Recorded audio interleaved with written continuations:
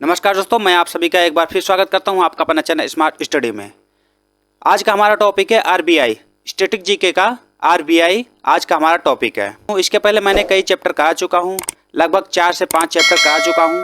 अगर वो वीडियो आप नहीं देखे हैं तो डिस्कशन बॉक्स में आप जाकर उसको देख सकते हैं। उसका लिंक मैं डिस्क्रिप्शन बॉक्स में दे दूंगा, आप वहां जाकर देख सकते हैं। ओके, तो चलिए आज का हमारा टॉपिक है आरबीआई। यहाँ से भी आपके एग्जाम में क्वेश्चन आते हैं और बहुत ही महत्वपूर्ण टॉपिक है रिजर्व बैंक ऑफ इंडिया। तो चलिए शुरू करते हैं, देखते हैं। देखिए पहला है, क्या कह रहा है, देखिए यहाँ पे भारतीय रिजर्व बैंक का पहले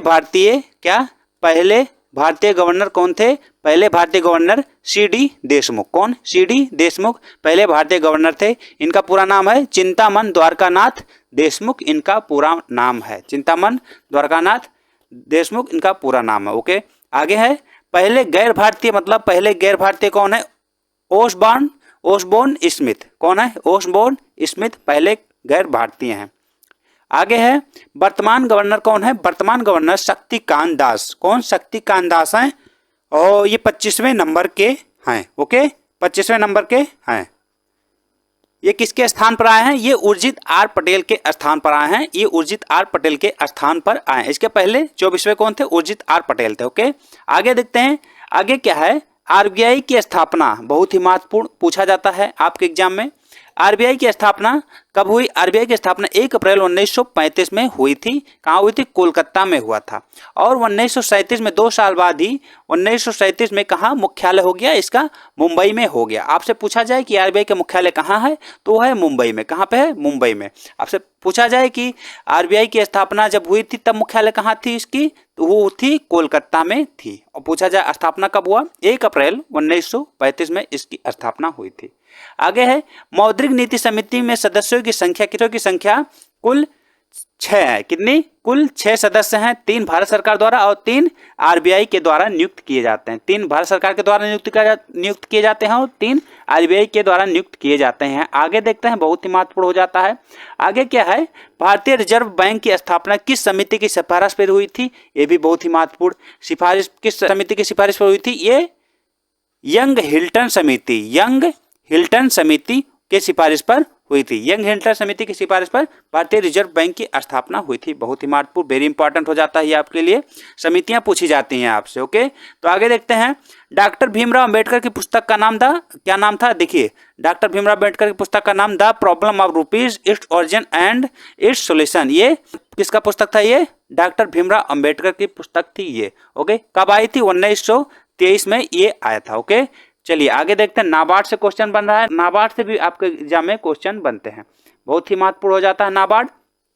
तो नाबार्ड को हम देखते हैं। नाबार्ड की स्थापना कब हुई थी पूछा जाता है, वेरी इंपॉर्टेंट हो जाता है। नाबार्ड की स्थापना 12 जुलाई, कितना? 12 जुलाई 1900, यहाँ पे 1900 होगा, 1800 नहीं होगा। यहाँ पे 1982 में इसकी स्थापना हुई थी। नाबार्ड की स्थापना 12 जुलाई 1982 में होगा। यहाँ पर 1882 लिखा है, 1882 नहीं, 1982 में होगा। ओके, और ये उस समय कौन सी पंचवर्षीय योजना चल रही थी? उस समय 6वीं पंचवर्षीय योजना चल रही थी। 1980 से 1985 तक की उस समय पंचवर्षीय योजना चल रही थी। 6वीं पंचवर्षीय योजना थी। पूछा जाता है आपसे कि कौन सी पंचवर्षीय योजना चल रही थी उस समय जब नाबार्ड की स्थापना हुई थी, तो वो थी 6वीं पंचवर्षीय योजना। बहुत पूछा जाता है आपका, इसका फुल फॉर्म पूछ लिया जाएगा। नाबार्ड का फुल फॉर्म क्या है? National bank of agriculture and rural development. इसका फुल फॉर्म होता है national bank of agriculture and rural development. Okay, Hindi में क्या कहते हैं इसको? राष्ट्रीय कृषि एवं ग्रामीण विकास बैंक, इसको कहते हैं राष्ट्रीय कृषि एवं ग्रामीण विकास बैंक, इसको हिंदी में कहते हैं। और इसका इंग्लिश में national bank of agriculture and rural development, इसका शॉर्ट फॉर्म नाबार्ड होता है। ओके, आगे देखते हैं। स्थापना देखिए, ये किसके सिफारिश पर हुई थी? कौन सी सिफारिश समिति थी? श्री रमन समिति की सिफारिश पर ये हुई थी इसकी स्थापना। ये भी इंपॉर्टेंट है। श्री रमन समिति के सिफारिश पर इसकी स्थापना हुई थी। ओके, मुख्यालय पूछा जाए, मुख्यालय कहाँ है इसका? नाबार्ड का मुख्यालय है मुंबई में। कहाँ पे? मुंबई में इसका मुख्यालय है। आगे देखते हैं। आगे क्या है?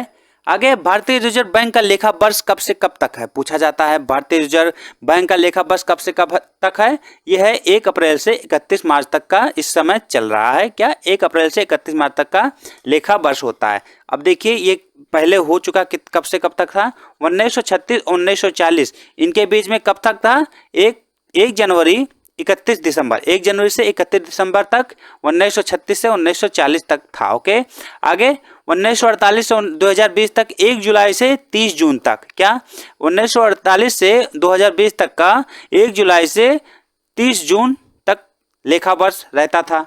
अब 2020 और 2021 के बीच में 1 जुलाई से 31 मार्च तक केवल 9 महीने ही हुए थे, 2020 और 2021, 1 जुलाई से 31 मार्च तक। ओके, केवल 9 महीने वर्तमान में। लेकिन इस समय 2021 से अब तक, क्या 2021 से अब तक 1 अप्रैल 31 मार्च तक इसका लेखा वर्ष होता है। भारतीय रिजर्व बैंक का लेखा वर्ष 1 अप्रैल से 31 मार्च तक होता है वर्तमान में। तो यही यहाँ पे दिया है 2021 से अब तक 1 अप्रैल से 31 मार्च तक। आगे देखते हैं, आगे क्या है, आरबीआई अधिकतम कितनी राशि की मुद्रा छाप सकता है, पूछ रहा है। आरबीआई अधिकतम कितनी राशि की मुद्रा छाप सकता है, वो कितना छाप सकता है, 10,000 तक की मुद्रा छाप सकता है, मतलब 10,000 की नोट या सिक्का छाप सकता है। ओके, ये आपसे कहने का मतलब है। आरबीआई अधिकतम कितना राशि की मुद्रा छाप सकता है, 10,000 तक का लगभग छाप सकता है। और ये 1938 और 1946 तक प्रचलन में भी रह चुकी है। 10,000 का नोट 1938 से 1946 तक का प्रचलन में भी रह चुकी है। ये चल रहा था, कब चल रहा था, 1938 से 1946 तक ये चला था। ओके, बहुत ही महत्वपूर्ण है, याद रखेंगे। और देखिए 2 से 2000 कुल 9 करेंसी छाप सकता है। कितनी, 9 करेंसी छाप सकता है आरबीआई। वर्तमान में क्या है, देखिए वर्तमान 2 और 5 की करेंसी वर्तमान में नहीं छापा जा रहा है। 2 और 5 की करेंसी वर्तमान में नहीं छापी जा रही है। ओके, बहुत ही महत्वपूर्ण है। आगे देखते हैं, आगे है क्या, भारतीय रुपए का प्रतीक चिन्ह, भारतीय रुपए का प्रतीक चिन्ह जो ये है, इसका भारतीय रुपए का प्रतीक चिन्ह किसके द्वारा विकसित किया गया। ओके, किसके द्वारा विकसित किया गया, ये डी उदय कुमार के द्वारा विकसित किया गया। ओके, डी उदय कुमार ये मुंबई आईआईटी के स्टूडेंट थे। ओके, डी उदय कुमार मुंबई के आईआईटी स्टूडेंट थे। कब से लागू हुआ, ये 15 जुलाई 2010 से लागू किया गया। कब से, 15 जुलाई 2010 से लागू किया गया। ओके, बहुत ही महत्वपूर्ण। आगे देखते हैं, इलाहाबाद बैंक का विलय, क्या इलाहाबाद बैंक विलय किस बैंक में किया गया, इलाहाबाद बैंक का विलय किस बैंक में किया गया, वो किया गया इंडियन बैंक में, इंडियन बैंक में किया गया। कब किया गया, 1 अप्रैल 2020 को किया गया। ओके, बहुत ही महत्वपूर्ण। आगे देखते हैं, देखिए यहाँ पे कुछ बैंक में विलय हुआ है, वो देख लेते हैं। Andhra bank plus corporation bank किस में हुआ है, यूनियन बैंक ऑफ इंडिया में हुआ है। किस में हुआ, यूनियन बैंक ऑफ इंडिया में आंध्रा बैंक और कॉर्पोरेशन बैंक का हुआ है। और नेक्स्ट देखते हैं, यूनाइटेड बैंक ऑफ इंडिया और plus oriental bank of commerce, United bank of India plus oriental bank of commerce का किस में हुआ है, वो हुआ है पीएनबी में इसका हुआ है। ओके, 1 अप्रैल 2019 में देना बैंक प्लस विजया बैंक, इन दोनों का किसमें हुआ, बीओबी में, किसमें, बीओबी बैंक ऑफ बड़ौदा में इसका हुआ। देना बैंक और प्लस विजया बैंक ये अभी हाल ही में हुए हैं, 1 अप्रैल 2019 में हुआ है। ओके, आगे देखते हैं, आगे क्या है, आगे है भारत की पहली वाणिज्य बैंक की स्थापना किस कंपनी के द्वारा किया गया था, ये भी बहुत ही महत्वपूर्ण। भारत की पहली वाणिज्यिक बैंक का नाम क्या है, वो उसका नाम है बैंक ऑफ हिंदुस्तान। क्या नाम है, बैंक ऑफ हिंदुस्तान। पहली वाणिज्यिक बैंक का नाम बैंक ऑफ हिंदुस्तान है। और इसकी स्थापना किस कंपनी के द्वारा किया गया था, अलेक्जेंडर एंड कंपनी के द्वारा इसकी स्थापना की गई थी। कब की गई थी, 1770 में इसकी स्थापना की गई थी, 1770 में इसकी स्थापना की गई थी। ओके, बहुत ही महत्वपूर्ण। आगे देखते हैं, Bank of Bengal, bank of Mumbai, bank of Madras, ये तीनों बैंक 1 2 3 ये तीनों बैंक, देखिए पहले देखते हैं, बैंक ऑफ बंगाल जो कि कोलकाता से 1806 और bank of Mumbai 1840 bank of Madras, इन तीनों का विलय किस बैंक में हुआ? इन तीनों का विलय किसमें हुआ है? वो हुआ है इंपीरियल बैंक ऑफ इंडिया। बहुत ही महत्वपूर्ण एग्जाम में यहाँ से क्वेश्चन बने हैं और आगे भी बनने की चांस हो जाती है। Okay, bank of Bengal Kolkata, bank of Mumbai, bank of Madras, इन तीनों का विलय किसमें हुआ? इंपीरियल बैंक ऑफ इंडिया में हुआ है। ओके, बहुत ही महत्वपूर्ण पूछा जाएगा आपसे कि इन तीनों का विलय किसमें हुआ? इंपीरियल बैंक ऑफ इंडिया में हुआ है। और देखिए यहाँ पे क्या कह रहा है, फिर 1 जुलाई 1955 में इसका नाम SBI कर दिया गया। फिर ये SBI हो गया। ओके, 1 जुलाई 1955 को SBI state bank of India हो गया। ओके, इसका पहले नाम इंपीरियल बैंक ऑफ इंडिया था और ये तीन बैंक से बने थे, bank of Bengal, bank of Mumbai, bank of Madras, इन तीनों से ये बना था। ओके, 1 जुलाई 1955 में SBI हो गया। ओके, आगे देखते हैं, आगे क्या है? आगे वर्तमान समय में सरकारी वाणिज्य बैंक, वर्तमान समय में सरकारी वाणिज्य बैंक की संख्या कितनी है? 12 है। कितनी है? 12 है। ये 12 आपके सामने है। SBI, Punjab and Sindh bank, bank of Maharashtra, bank of Baroda, Punjab national bank, Indian bank, Canara bank, union bank of India. 9वां है UCO bank, bank of India, central bank of India और इंडियन ओवरसीज बैंक। ओके, ये 12 आपके सरकारी वाणिज्य बैंक हैं। ओके, वर्तमान समय में।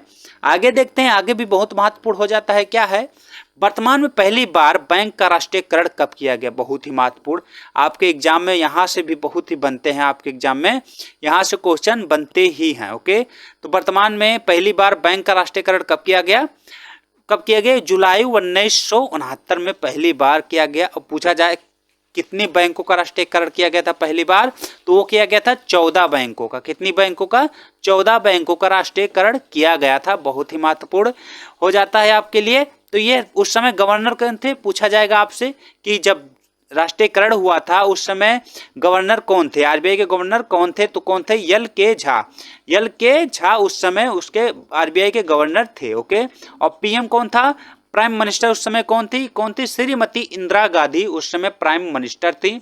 और पूछा जाए पूंजी कितना था? 50 करोड़ पूंजी था। कितना? 50 करोड़ पूंजी था। एक बार मैं फिर से आपको बता दूं, इसको याद कर लेंगे क्योंकि बहुत ही महत्वपूर्ण हो जाता है। बाद में पहली बार बैंक का राष्ट्रीयकरण कब किया गया? जुलाई 1969 में इसकी पहली बार बैंक राष्ट्रीयकरण किया गया। और पूछा जाए कि कितने बैंकों का किया गया? 14 बैंकों का राष्ट्रीयकरण हुआ था। उस समय RBI के गवर्नर कौन थे? एल के झा। कौन थे? एल के झा उस समय गवर्नर थे।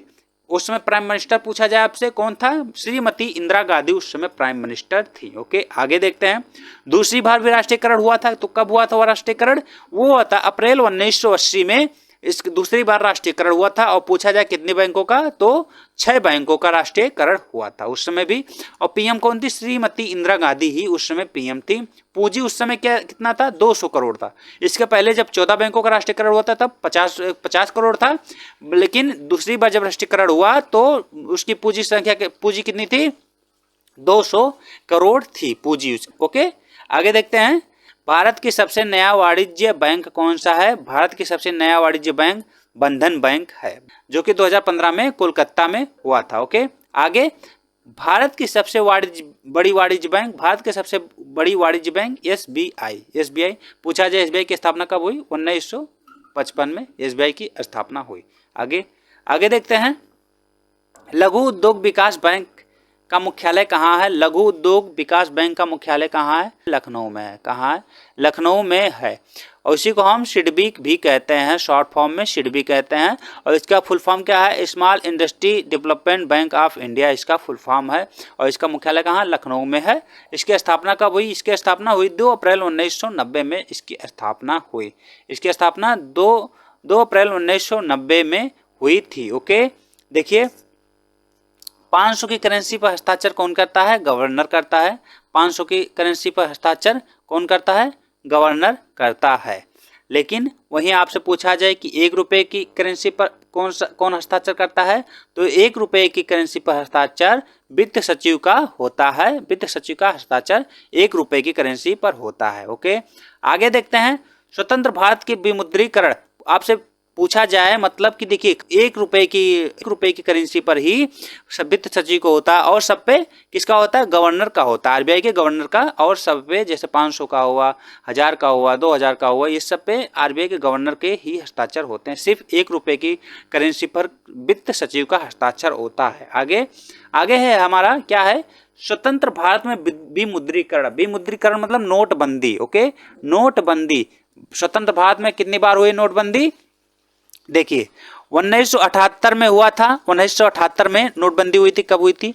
1978 में 5000 और 1000 के नोट बंद किए गए थे। और 2016 में भी हुआ था, अभी हाल ही में आपको सबको पता होगा, 500 और 1000 के नोट बंद हुए थे। 500 और 1000 के नोट बंद हुए थे। उस समय गवर्नर कौन थे? उर्जित आर पटेल उस समय गवर्नर थे। ओके, उस समय उर्जित आर पटेल गवर्नर थे। 1946 में पहली बार 10,000 और 5,000 की नोट बंद किया गया था। 1946 में पहली बार, ये स्वतंत्रता के पहले हुआ था। पहली बार देखिए 1946 में हुआ था, स्वतंत्रता का पहले 10,000 और 5,000 के नोट को बंद किया गया था। ओके, महत्वपूर्ण हो जाता है आपके लिए। आपसे पूछा जाए स्वतंत्र भारत में विमुद्रीकरण कितनी बार हुआ है? 2 बार, 1978 और 2016 में। और पूछा जाए स्वतंत्र भारत के पहले कितनी बार हुआ है? तो 1 बार हुआ है, वो पहली बार हुआ है 1946 में पहली बार 10,000 और 5,000 के नोट को बंद किया गया था। आगे देखते हैं। आगे है रिजर्व बैंक के गवर्नर एवं उप गवर्नर की नियुक्ति कौन करता है? महत्वपूर्ण है, वो करता है बैंक बोर्ड ब्यूरो। कौन करता है? बैंक बोर्ड ब्यूरो करता है। सभी सार्वजनिक वित्त संगठन के निदेशक की नियुक्ति कौन करता है? वो भी बैंक बोर्ड ब्यूरो करता है। एक गवर्नर और 4 उप गवर्नर होते हैं। ओके, ये भी बहुत ही महत्वपूर्ण हो जाता है। भारतीय स्टेट बैंक का पुराना नाम इंपीरियल बैंक ऑफ इंडिया, इसी को नाम बदलकर एसबीआई कर दिया गया था। कब किया गया था? 1955 में किया गया था। ओके, 1955 में किया गया था। ओके, आगे देखते हैं। भारत में वाणिज्य बैंक किस अधिनियम के द्वारा संचालित होता है? बैंक विनिमय अधिनियम के द्वारा संचालित होता है। बैंक विनिमय की स्थापना कब हुई थी? 1949 में हुई थी इसकी स्थापना। ओके, तो चलिए मिलते हैं आपसे अगली क्लास में। तो आज बस इतना ही। चलिए हम अगला टॉपिक देख लेते हैं। अगला टॉपिक कौन सा होगा हमारा? अगला टॉपिक होगा अंतरराष्ट्रीय संगठन। ये भी बहुत महत्वपूर्ण हो जाता है, अंतरराष्ट्रीय संगठन। इसमें आपसे पूछ लिया जाता है जैसे WHO का मुख्यालय, WHO, UNDP, इस सब का मुख्यालय पूछा गया, अंतरराष्ट्रीय संगठन मुख्यालय। ओके, ये भी महत्वपूर्ण हो जाता है आपके लिए। तो आप अगर चैनल सब्सक्राइब नहीं किए हैं तो सब्सक्राइब कर लीजिएगा ताकि आपको आने वाली वीडियो सब मिल सके। तो चलिए मिलते हैं आपसे अगले क्लास में। धन्यवाद। जय हिंद, जय भारत।